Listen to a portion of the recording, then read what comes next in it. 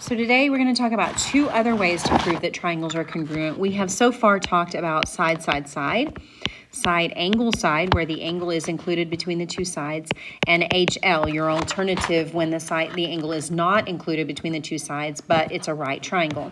So we're going to talk about two other ones today. So the other two have to do more with the angles and the placement of the angles. So if I have two angles, and again, we have this word included. If I have two angles and the included side of one triangle are congruent to two angles and the included side of a second, then the triangles are congruent. So here's what that looks like. So notice that I have this angle here, and I have this angle on the other end, and then I have the side that's right in between. Okay, if I were to anchor them down, I anchored this angle and this angle down, it's holding that side, right? Those angles are attached to that side. This is called angle, side, angle. Notice the side is right in between the two angles, just like it is here, angle, side, angle. Okay, notice that the side touches is a side of both of those angles. Now, I'm pointing that out because this next one is non-included. If you have two angles and the non-included side that are congruent to two other angles with a non-included side of another triangle, then the triangles are congruent. Here's what that looks like. I have this angle here at A, congruent to D, and I have this angle here at C, which is congruent to F, and I have this side over here. Now, notice if I nail down these angles, okay, when I nail down those angles, notice that there's only one angle attached to that side. So that looks like this, angle, angle, side. So see up here, this side is nailed to both of the angles. But on this one, the angle is only nailed to one of the sides. I'm kind of imagining these as like boards and then the space between them. And so C is only attached to CB, but it's not attached over there at A. So the difference is where the angle is, and it's very important. Now, what if we have three angles? We did one with three sides. We talked about that previously. But what about if I have all three angles? Well, all three angles, if I give you three angles of a triangle, it shows that they're similar, but it does not show that they're congruent or the same size. Because if you see, I've got these two equilateral triangles. One of them is smaller and one of them is larger, but they're both equilateral triangles. So having three angles the same shows similarity, but it does not mean that the triangles are necessarily going to be the same size. Okay, so we have talked about three. We've got sides congruent. If all three sides of one are congruent to the other, then we can say the triangles are the same size because of side, side, side. If we have two sides with an angle, the angle is included. That's the important part. The angle is included there between the two sides. It's nailed to them both. If I nail down that angle, it's going to hold them both in place. Then we've got HL. That's where we have the angle hanging off to the side, but remember the angle that's hanging off to the side is a right angle, which is going to force AC to stay at that same special angle. And so even though it's not nailing down those other two boards, it is nailing down AC. And so since I have been given the hypotenuse right here and one of the legs, I can use HL instead. That's your replacement for SSA, since SSA does not prove that triangles are congruent on its own. And then we've got the new ones, ASA, where the side is included, or AAS, where the side is not included. So let's look at some examples with that. So I have these two triangles that are labeled. Notice what we have labeled on each one. I have an angle K, which is congruent to G. I have an angle N that is congruent to angle H, and then I have side KN, which is congruent to side GH. So I have an angle, and I have a side, and I have an angle. Now notice that if I were to nail down my angles, then my angles are going to be nailed to, both of my angles are going to be nailed to my side with the side in the middle. So yes, these triangles are congruent, and they're congruent because of angle, side, angle. So then my congruency statement would be that GBH is congruent to, G is congruent to K, B is congruent to P, and H is congruent to N. So GBH is congruent to KPN. Okay, so then on problem 2. Problem 2, let's label everything we know. Let's look and see if we have anything additional, any additional information. Well, I know that PNM is congruent to SNT because those angles are vertical. So let's look at what we've got. I've got an angle congruent to an angle, vertical. I've got P is congruent to S, and I have side PM is congruent to side ST. Now notice where they are. If I nail down my angles, my angle is only touching one, only one of the angles is touching the side. So the side is off to, it's not in between those two angles, it's off, it's only attached to one of them. So yes, the triangles are congruent, and they're congruent by angle, angle, side. If it was angle, side, angle, it would have to be PN, but it's not. So then MNP, M matches, if you look at the markings, M matches with T, N matches with N, and P matches with S. So triangle MNP is congruent to triangle TNS. Okay, let's look at number 3. Mark everything you know. I noticed that I have 2 triangles that are back to back. They're going to share this side.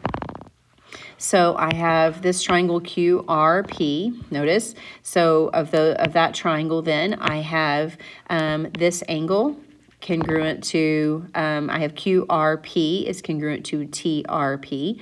I have QPR is congruent to TPR.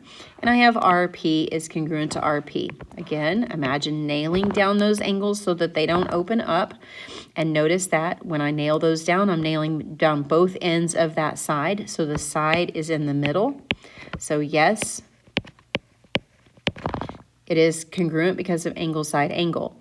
Then PQR, so notice how the markings are marked and then match those up. So PQR would be congruent to PTR. So there's a lot going on in this number 4, but let's look at where we're starting. I'm trying to prove that ABD is congruent to something. So ABD is right here, ABD. And I want to prove then, the goal then would be to prove that ABD is congruent to CED. So those are our 2 triangles that could be congruent and that are marked. So if I notice, I have that A is congruent to C, and I have that B is congruent to E, or that angle there, CED, and I have that AB is congruent to CE. And again, if I highlight all those pieces, I like to color them. You can use an expo marker on your screen to do that, or draw the picture so that you can mark it. Notice if I nail these angles down to hold them in place so that they don't open up anymore, the side is in between those 2 angles. So yes, these 2 triangles are congruent. They're congruent because of ASA. So then when you look ABD, if you look at the markings, let me uncover them so we can see the markings again. ABD, so A, or angle, this angle right here at A matches that angle at C, the same angle. B is marked with 2 and E is marked with 2, and then D is in the same place as D, as that vertical angle. Now technically I could have named this 3rd angle either because of vertical angles or that 3rd angle theorem. If 2 angles are congruent, then the 3rd angle is congruent. So technically this one could also be proven with angle, angle, side. Because if you notice, I have this angle here, and then this side. Notice that the angle is only one of the angles is touching the side. So it could have been proven with angle, angle, side. I just went with the most obvious because it was already marked. But sometimes you do have choices and you can pick between them. So on 5, I noticed that I have 3 angles that are congruent to 3 angles. But because I don't have anything about the sides, you have to have a side. You have to have one board length to anchor everything down and have the sides. So no, those triangles are not congruent. Now, let's look at these a little bit differently, kind of work backwards. So what additional information would you need to prove the triangle is congruent by the stated postulate or theorem that we have? So I want to work number 6, and I want to use the AA theorem, the AAS theorem. So I need to look at what I already have so that I can figure out what else I need. And so what I already have is I know for sure that AC is congruent to AC. I also know, if I look, I also have noticed that these two are congruent to, or not congruent, they're parallel. And so if you take a look at these parallel lines, you see that if the lines are parallel, then you know that alternate interior angles are congruent. And so I also have that those two angles are congruent. So now I've got everything I know based off of the picture. So now I need to know, okay, if I want to use AAS, I have an angle and I have a side. Now, because of the order of this, right, I need my angle to be away from not touching the other side, because this one is touching. So this angle is touching that side. Let me color them the same color. So I have this side and I have this angle, and I'm only labeling them on one triangle, but they exist on both. But that helps us to see. So I need a second angle.